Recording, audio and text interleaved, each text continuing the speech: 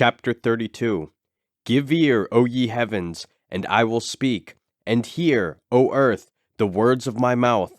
My doctrine shall drop as the rain, my speech shall distill as the dew, as the small rain upon the tender herb, and as the showers upon the grass.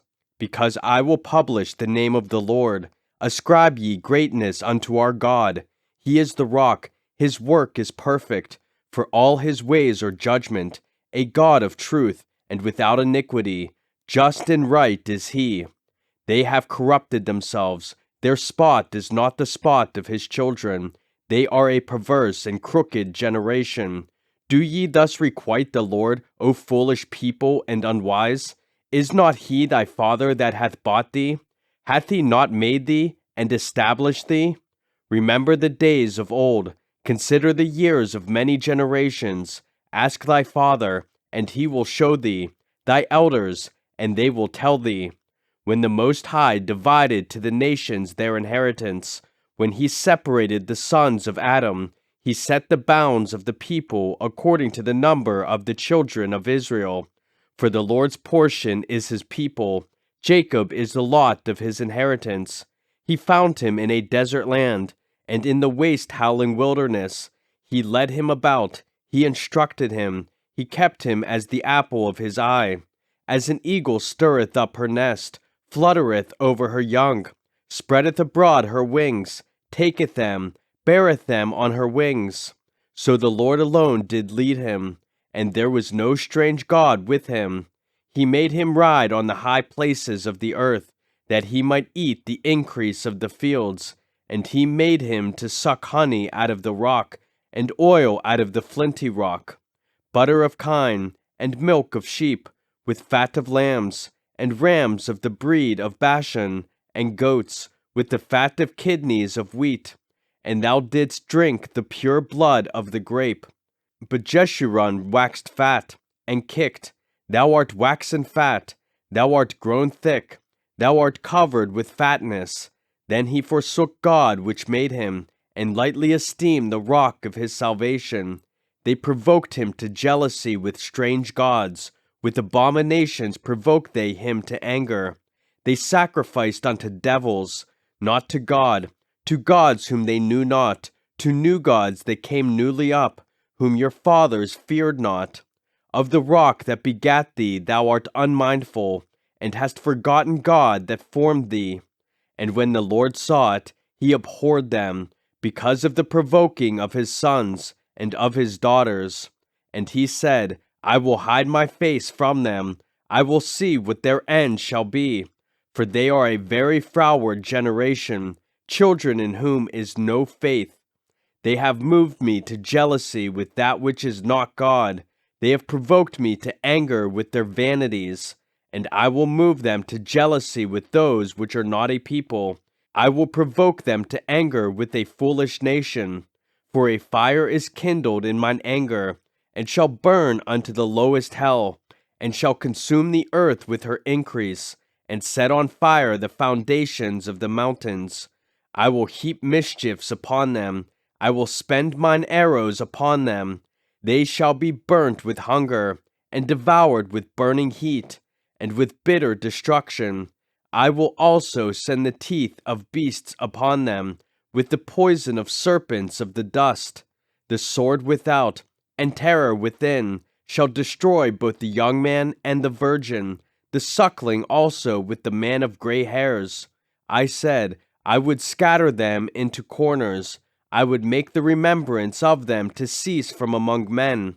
Were it not that I feared the wrath of the enemy, lest their adversaries should behave themselves strangely, and lest they should say, Our hand is high, and the Lord hath not done all this.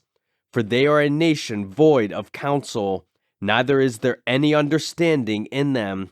Oh, that they were wise, that they understood this, that they would consider their latter end.